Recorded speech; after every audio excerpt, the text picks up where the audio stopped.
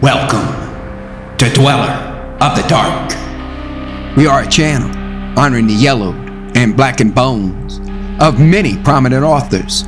We will be digging up several obscure, strange, and forgotten authors who influenced many of the great horror, science fiction, and fantasy writers today.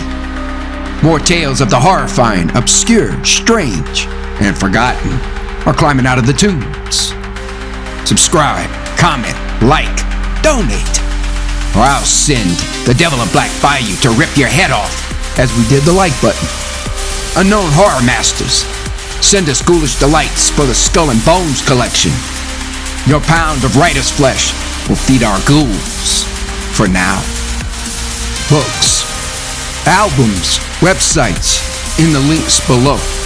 Children of Horror, Legion of Ghouls. A Christmas Carol by Charles Dickens. Stave 2. The first of the three spirits. When Scrooge awoke, it was so dark that looking out of bed, he could scarcely distinguish the transparent window from the opaque walls of his chamber. He was endeavoring to pierce the darkness with his ferret eyes when the chimes of a neighboring church struck the 4 quarters, so he listened for the hour. To his great astonishment, the heavy bell went on from 6 to 7, and from 7 to 8, and regularly up to 12, then stopped. 12! It was past 2 when he went to bed. The clock was wrong. An icicle must have got into the works. 12? He touched the spring of his repeater to correct this most preposterous clock. Its rapid little pulse beat 12 and stopped. "Why, it isn't possible," said Scrooge, "that I can have slept through a whole day and far into another night. It isn't possible that anything has happened to the sun.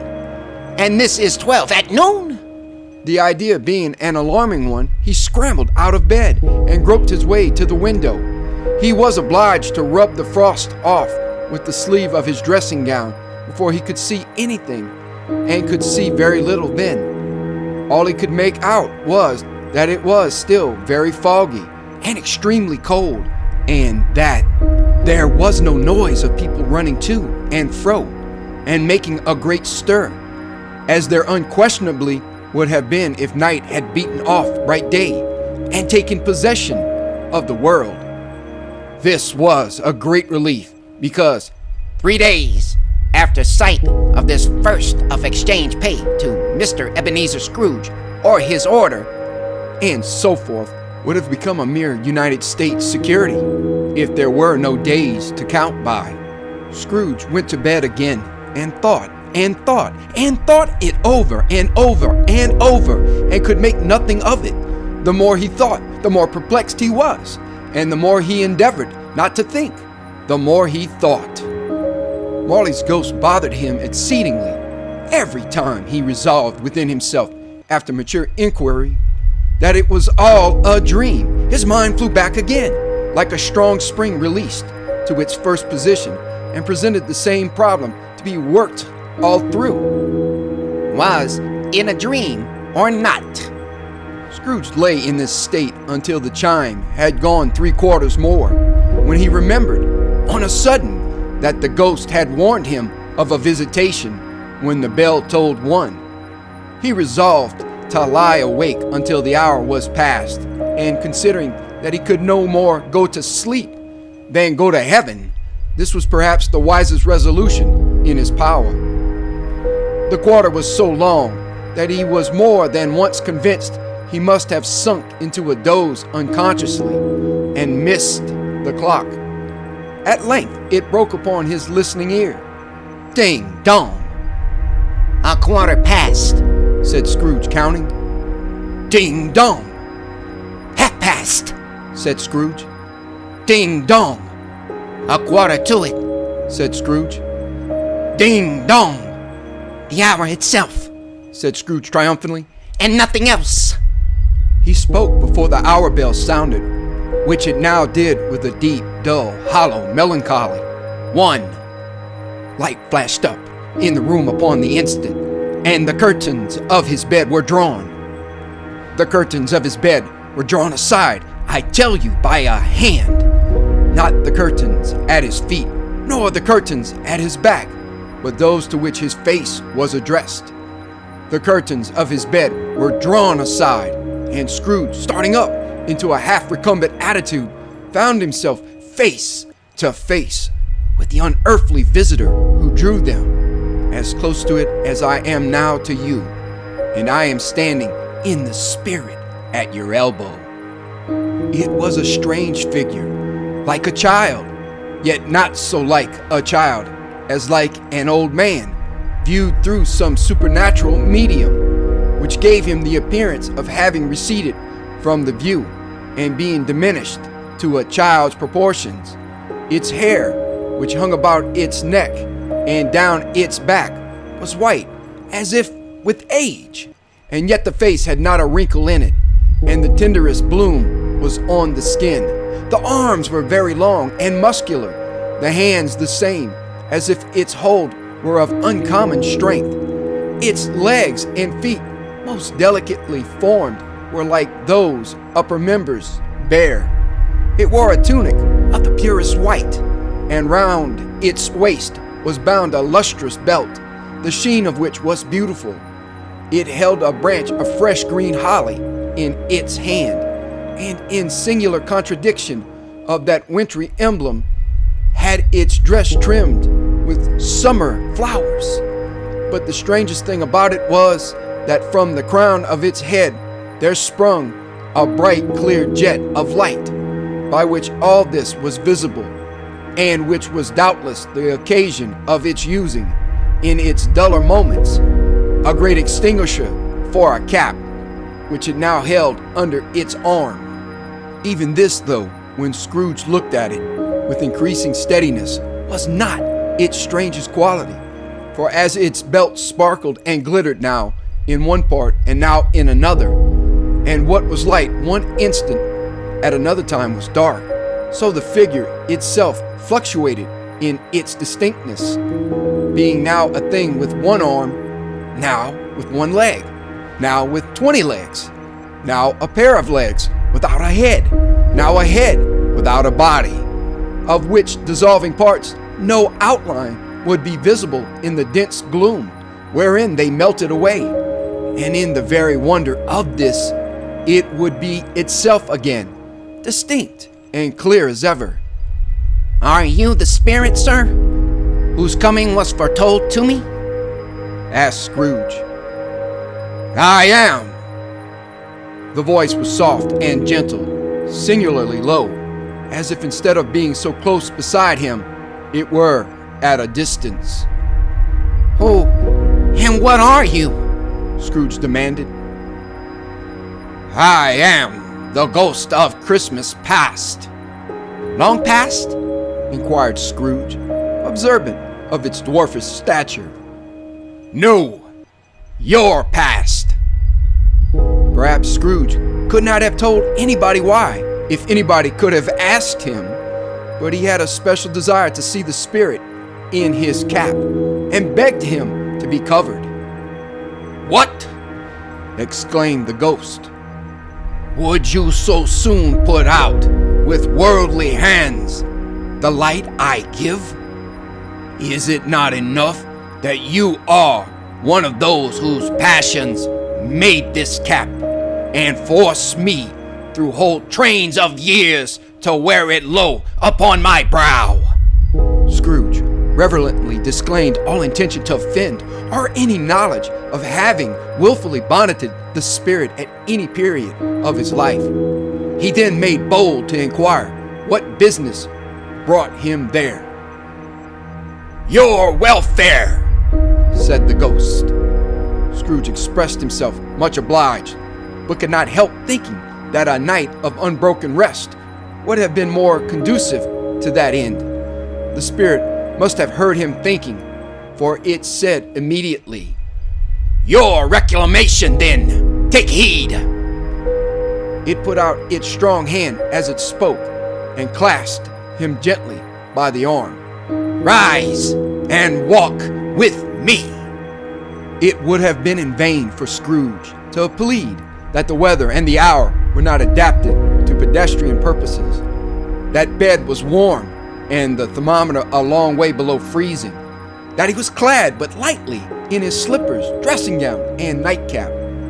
And that he had a cold upon him at that time. The grasp, though gentle as a woman's hand, was not to be resisted. He rose, but finding that the spirit made towards the window, clasped his robe in supplication. "I am a mortal," Scrooge remonstrated, "and liable to fall." "Bear but a touch of my hand there," said the spirit, laying it upon his heart, "and you shall be upheld in more than this." As the words were spoken, they passed through the wall and stood upon an open country road, with fields on either hand. The city had entirely vanished. Not a vestige of it was to be seen. The darkness and the mist had vanished with it, for it was a clear, cold winter day, with snow upon the ground. "Good heaven," said Scrooge, clasping his hands together as he looked about him. "I was bred in this place.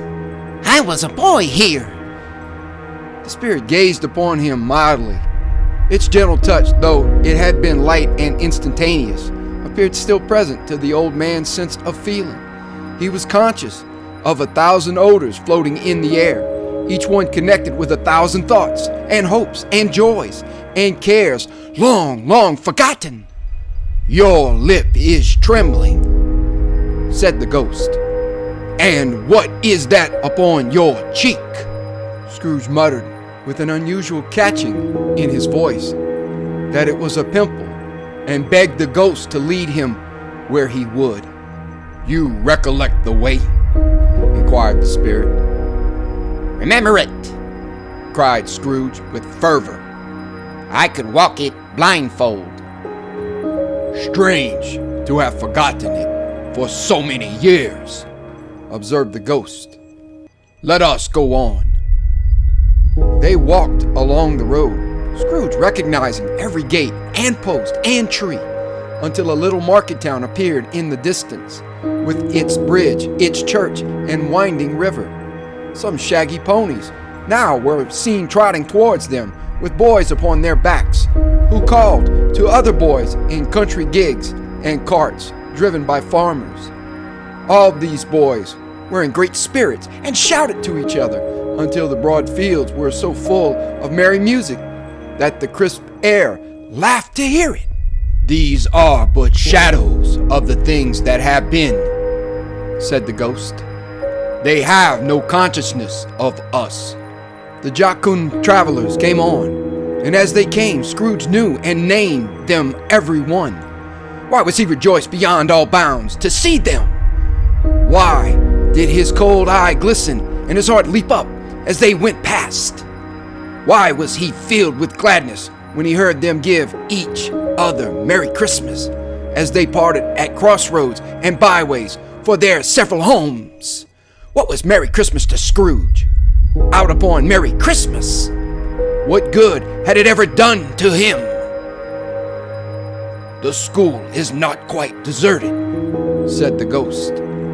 "A solitary child, neglected by his friends, is left there still." Scrooge said he knew it, and he sobbed. They left the high road by a well-remembered lane, and soon approached a mansion of dull red brick, with a little weathercock-surmounted cupola on the roof, and a bell hanging in it. It was a large house, but one of broken fortunes, for the spacious offices were little used. Their walls were damp and mossy, their windows broken, and their gates decayed. Fowls clucked and strutted in the stables, and the coach houses and sheds were overrun with grass. Nor was it more retentive of its ancient state within, for entering the dreary hall and glancing through the open doors of many rooms, they found them poorly furnished, cold, and vast. There was an earthy savor in the air, a chilly bareness in the place. which associated itself somehow with too much getting up by candlelight and not too much to eat. They went, the ghost and Scrooge, across the hall to a door at the back of the house. It opened before them and disclosed a long, bare, melancholy room, made barer still by lines of plain deal forms and desks. At one of these, a lonely boy was reading near a feeble fire, and Scrooge sat down upon a form and wept to see his poor forgotten self as he used to be. Not a latent echo in the house, not a squeak and scuffle from the mice behind the paneling, not a drip from the half-thawed waterspout in the dull yard behind, not a sigh among the leafless boughs of one despondent poplar, not the idle swinging of an empty storehouse door.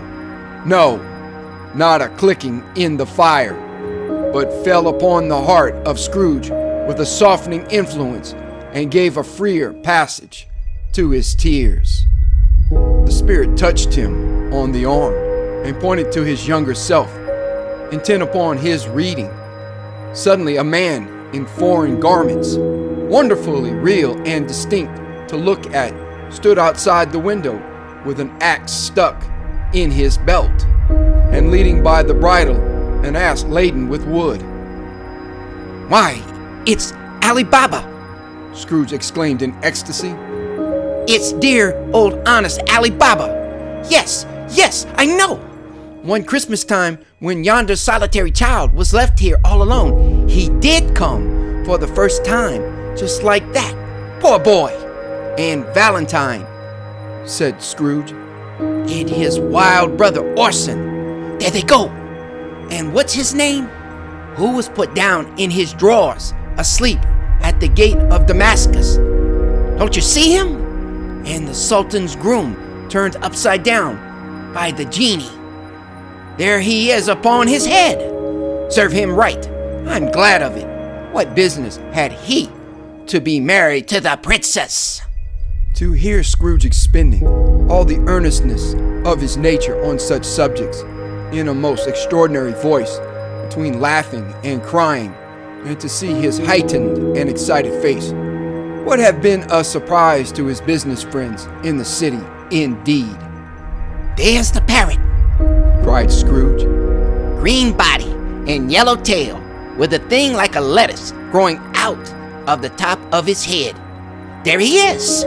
Poor Robin Crusoe. He called him when he came home again after sailing round the island. Poor Robin Crusoe. Where have you been, Robin Crusoe? The man thought he was dreaming, but he wasn't. It was the parrot, you know. There goes Friday, running for his life to the little creek. Halloa, whoop, halloo. Then, with a rapidity of transition very foreign to his usual character, he said, in pity for his former self, Poor boy, and cried again. I wish, Scrooge muttered, putting his hand in his pocket and looking about him after drying his eyes with his cuff. But it's too late now. What is the matter? Asked the spirit. Nothing, said Scrooge. Nothing. There was a boy singing a Christmas carol at my door last night. I should like to have given him something. That's all. The ghost smiled thoughtfully and waved its hand, saying as it did so, Let us see another Christmas. Scrooge's former self grew larger at the words, and the room became a little darker and more dirty. The panels shrunk, the windows cracked, fragments of plaster fell out of the ceiling, and the naked laughs were shown instead. But how all this was brought about, Scrooge knew no more than you do. He only knew that it was quite correct, that everything had happened so, that there he was, alone again, when all the other boys had gone home for the jolly holidays. He was not reading now, but walking up and down despairingly. Scrooge looked at the ghost and with a mournful shaking of his head, glanced anxiously towards the door. It opened, and a little girl much younger than the boy came darting in, and putting her arms about his neck and often kissing him, addressed him as her. Dear, dear brother, I have come to bring you home, dear brother, said the child, clapping her tiny hands and bending down to laugh. To bring you home, home, home. Home, little fan? Returned the boy. Yes, said the child, brimful of glee. Home for good and all. Home forever and ever. Father is so much kinder than he used to be. That home's like heaven. He spoke so gently to me one dear night when I was going to bed that I was not afraid to ask him once more if you might come home. And he said, yes, you should, and sent me in a coach to bring you. And you're to be a man, said the child, opening her eyes, and are never to come back here. But first, we're to be together all the Christmas long and have the merriest time in all the world. You are quite a woman, little fan, exclaimed the boy. She clapped her hands and laughed and tried to touch his head, but being too little, laughed again and stood on tiptoe to embrace him. Then she began to drag him in her childish eagerness towards the door, and he, nothing loath to go, accompanied her. A terrible voice in the hall cried, "Bring down Master Scrooge's box there!" And in the hall appeared the schoolmaster himself, who glared on Master Scrooge with a ferocious condescension, and threw him into a dreadful state of mind by shaking hands with him. He then conveyed him and his sister into the veriest old well of a shivering best parlor that ever was seen, where the maps upon the wall and the celestial and terrestrial globes in the windows were waxy with cold. Here he produced a decanter of curiously light wine and a block of curiously heavy cake, and administered installments of those dainties to the young people, at the same time sending out a meager servant to offer a glass of something to the postboy, who answered that he thanked the gentleman, but if it was the same tap as he had tasted before, he had rather not. Master Scrooge's trunk being by this time tied onto the top of the chaise, the children bade the schoolmaster goodbye right willingly, and getting into it, drove gaily down the garden sweep, the quick wheels dashing the hoarfrost and snow from off the dark leaves of the evergreens like spray. Always a delicate creature whom a breath might have withered, said the ghost. But she had a large heart. So she had, cried Scrooge. You're right. I will not gainsay it, spirit. God forbid. She died a woman, said the ghost, and had, as I think, children. One child, Scrooge returned. True, said the ghost. Your nephew. Scrooge seemed uneasy in his mind and answered briefly. Yes. Although they had but that moment left the school behind them, they were now in the busy thoroughfares of a city where shadowy passengers passed and repassed, where shadowy carts and coaches battled for the way, and all the strife and tumult of a real city were. It was made plain enough by the dressing of the shops that here too it was Christmas time again, but it was evening and the streets were lighted up. The ghost stopped at a certain warehouse door and asked Scrooge if he knew it. Know it, said Scrooge. Was I apprenticed here? They went in. At sight of an old gentleman in a Welsh wig sitting behind such a high desk that if he had been 2 inches taller, he must have knocked his head against the ceiling. Scrooge cried in great excitement. "Why, it's old Fezziwig! Bless his heart, it's Fezziwig, alive again!" Old Fezziwig laid down his pen and looked up at the clock, which pointed to the hour of 7. He rubbed his hands, adjusted his capacious waistcoat, laughed all over himself, from his shoes to his organ of benevolence, and called out in a comfortable, oily, rich, fat, jovial voice, "Yo ho there, Ebenezer Dickens!" Scrooge's former self, now grown a young man, came briskly in, accompanied by his fellow prentice. Dick Wilkins, to be sure, said Scrooge to the ghost. Bless me. Yes, there he is. He was very much attached to me, was Dick. Poor Dick. Dear, dear. "Yo ho, my boys," said Fezziwig. "No more work tonight. Christmas Eve, Dick. Christmas, Ebenezer. Let's have the shutters up," cried old Fezziwig, with a short clap of his hands, "before a man can say Jack Robinson." You wouldn't believe how those two fellows went at it. They charged into the street with the shutters. 1, 2, 3. Had 'em up in their places. 4, 5, 6.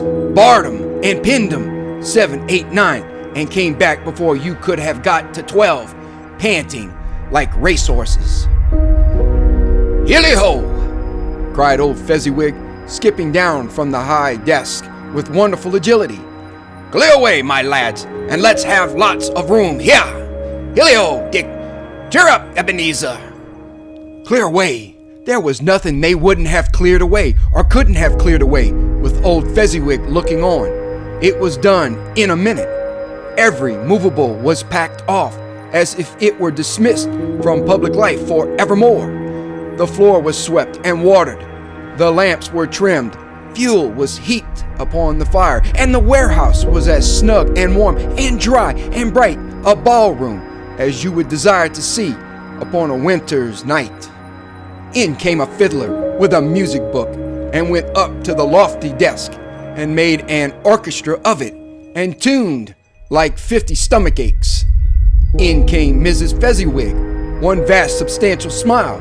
In came the 3 Miss Fezziwigs, beaming and lovable. In came the 6 young followers, whose hearts they broke. In came all the young men and women employed in the business. In came the housemaid with her cousin, the baker. In came the cook with her brother's particular friend, the milkman. In came the boy from over the way, who was suspected of not having board enough from his master, trying to hide himself behind the girl from next door but one, who was proved to have had her ears pulled by her mistress. In they all came, one after another, some shyly, some boldly, some gracefully, some awkwardly, some pushing, some pulling. In they all came, anyhow and everyhow. Away they all went, 20 couple at once, hands half round and back again the other way, down the middle and up again, round and round in various stages of affectionate grouping. Old top couple always turning up in the wrong place, new top couple starting off again as soon as they got there.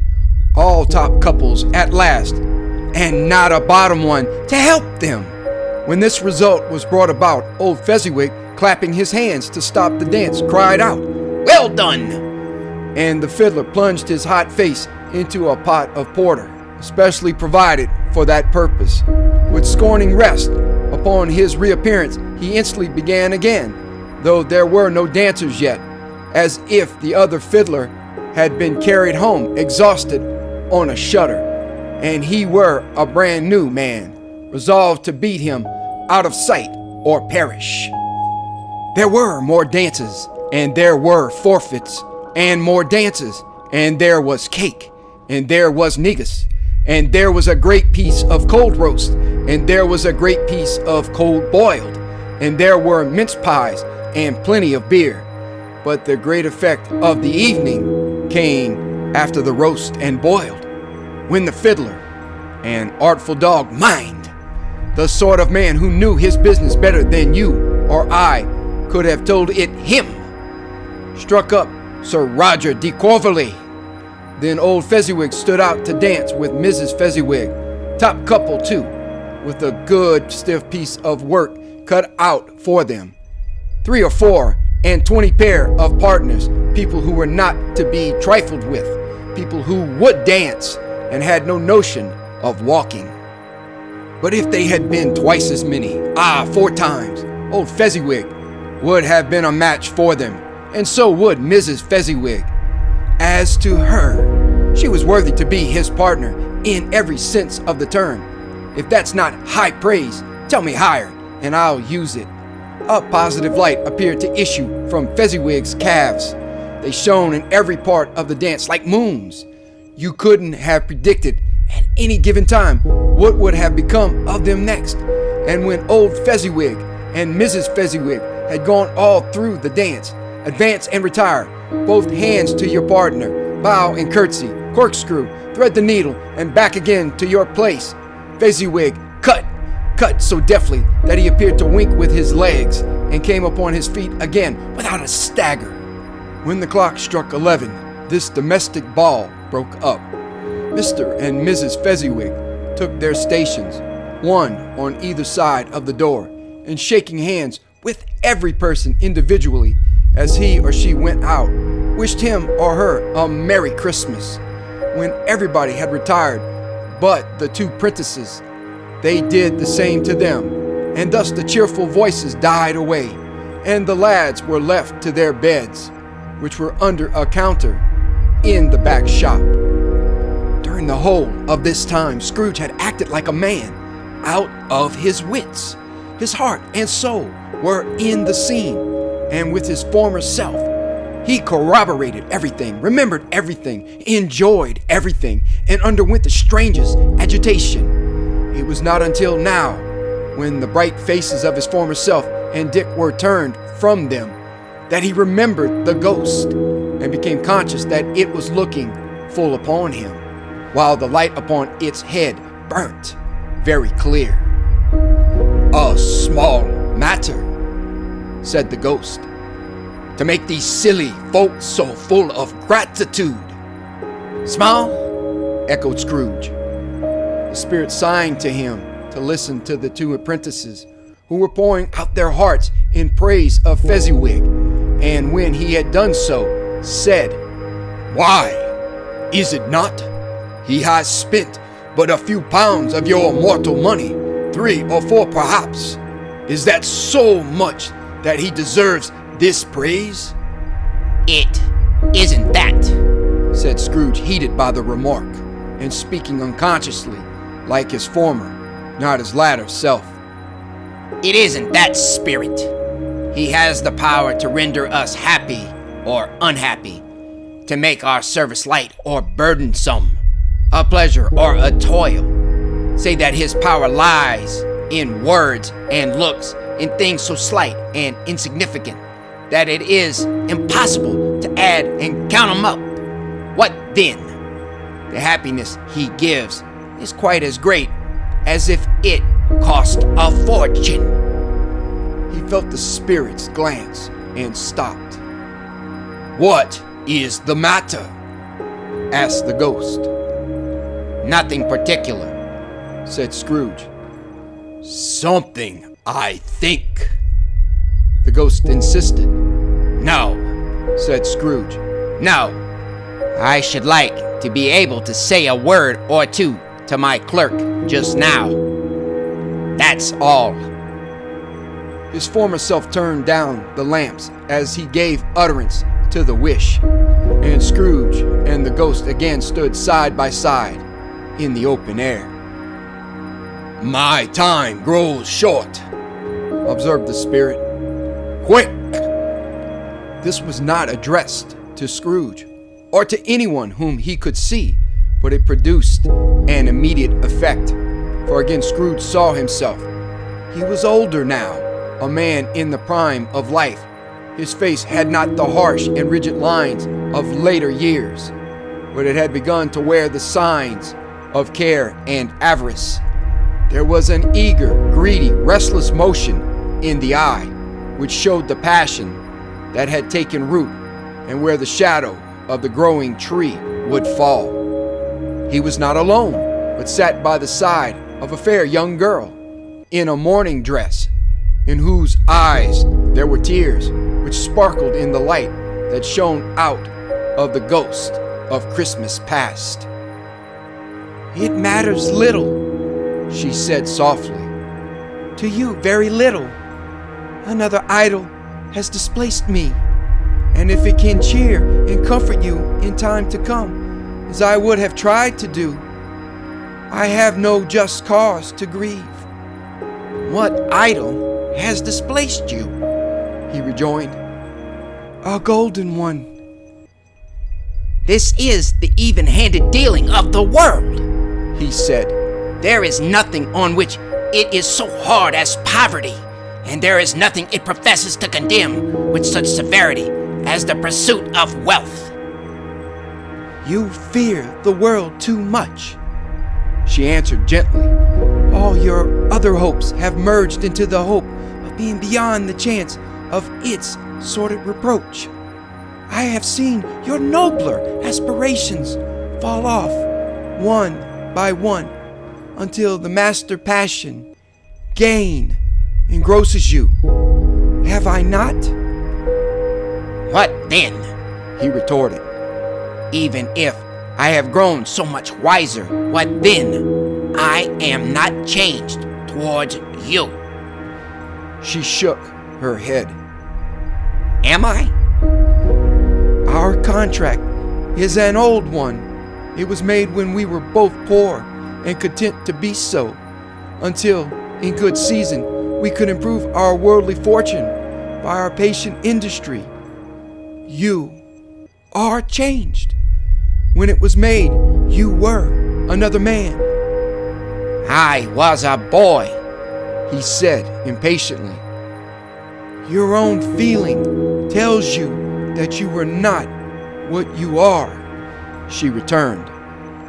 I am that which promised happiness when we were one in heart is fraught with misery now that we are two. How often and how keenly I have thought of this, I will not say. It is enough that I have thought of it and can release you. Have I ever sought release? In words, no, never. In what then? In a changed nature, in an altered spirit, in another atmosphere of life, another hope as its great end, in everything that made my love of any worth or value in your sight. If this had never been between us, said the girl, looking mildly, but with steadiness upon him.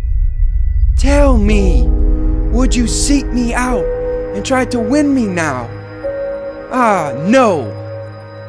He seemed to yield to the justice of this supposition in spite of himself, but he said with a struggle, You think not.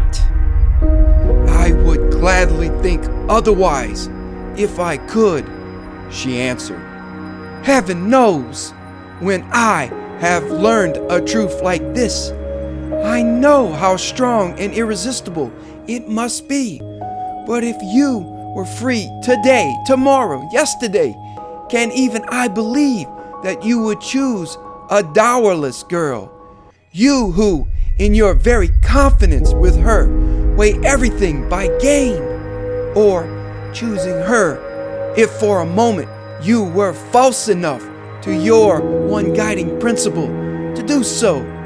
Do I not know that your repentance and regret would surely follow? I do, and I release you with a full heart for the love of him you once were. He was about to speak, but with her head turned from him, she resumed. You may. The memory of what is past half makes me hope you will have pain in this, a very, very brief time, and you will dismiss the recollection of it gladly as an unprofitable dream from which it happened well that you awoke. May you be happy in the life you have chosen. She left him, and they parted. Spirit, Said Scrooge. show me no more. Conduct me home. Why do you delight to torture me? One shadow more, exclaimed the ghost. No more. Cried Scrooge. No more. I don't wish to see it. Show me no more. But the relentless ghost pinioned him in both his arms and forced him to observe what happened next. They were in another scene and place, a room not very large or handsome, but full of comfort. Near to the winter fire sat a beautiful young girl, so like that last that Scrooge believed it was the same, until he saw her, now a comely matron, sitting opposite her daughter. The noise in this room was perfectly tumultuous, for there were more children there than Scrooge in his agitated state of mind could count, and unlike the celebrated herd in the poem, they were not 40 children conducting themselves like one, but every child was conducting itself like 40.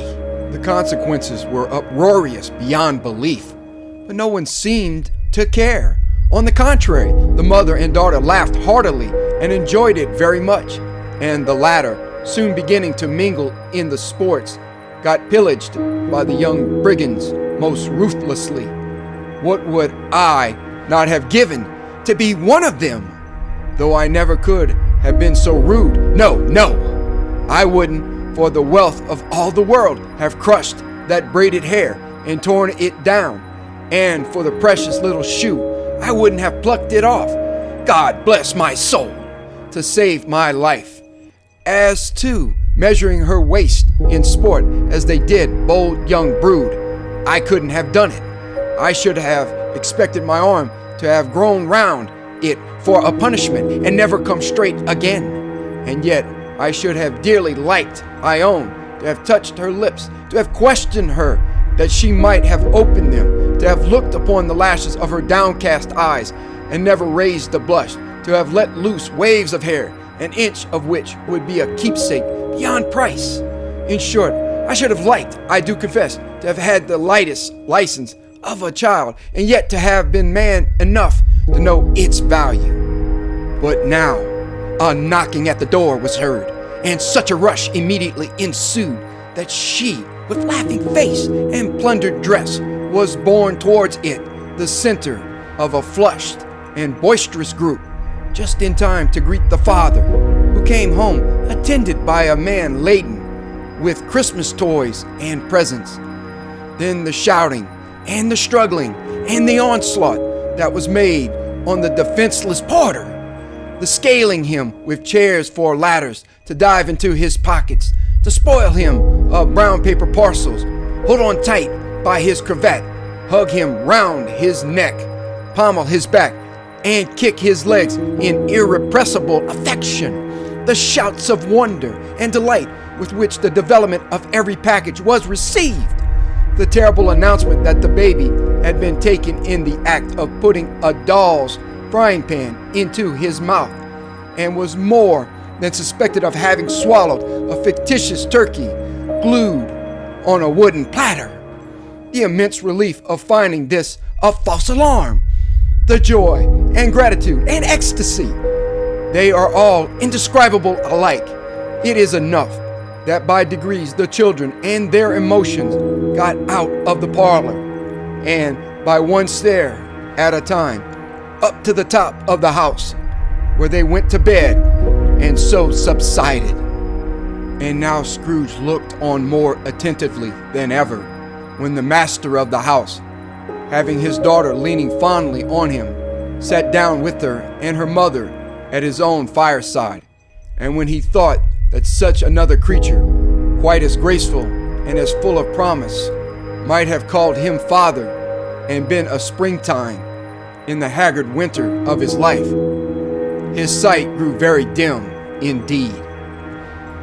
"Belle," said the husband, turning to his wife with a smile, "I saw an old friend of yours this afternoon." Who was it? Yes. How can I? Don't I know? She asked in the same breath, laughing as he laughed. Mr. Scrooge. Mr. Scrooge it was. I passed his office window, And as it was not shut up, and he had a candle inside, I could scarcely help seeing him. His partner lies upon the point of death, I hear. And there he sat alone, quite alone in the world, I do believe. Spirit, Said Scrooge in a broken voice. remove me from this place. I told you these were shadows of the things that have been, said the ghost. That they are what they are. Do not blame me. Remove me. Scrooge exclaimed. I cannot bear it. He turned upon the ghost, and seeing that it looked upon him with a face in which, in some strange way, there were fragments of all the faces it had shown him, wrestled with it. Leave me. Take me back. Haunt me no longer.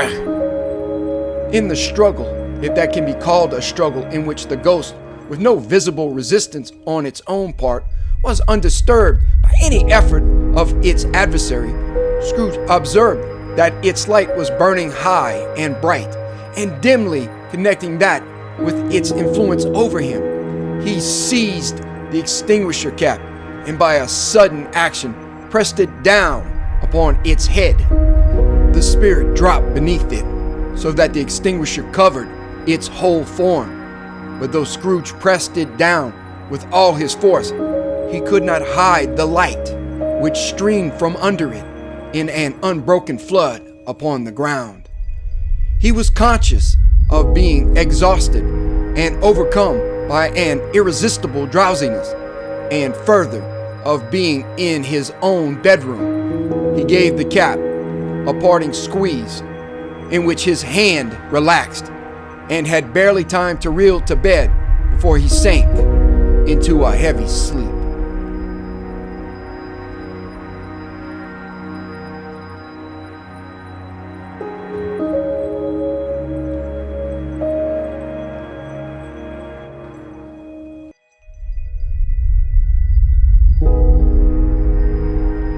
Thank you for listening.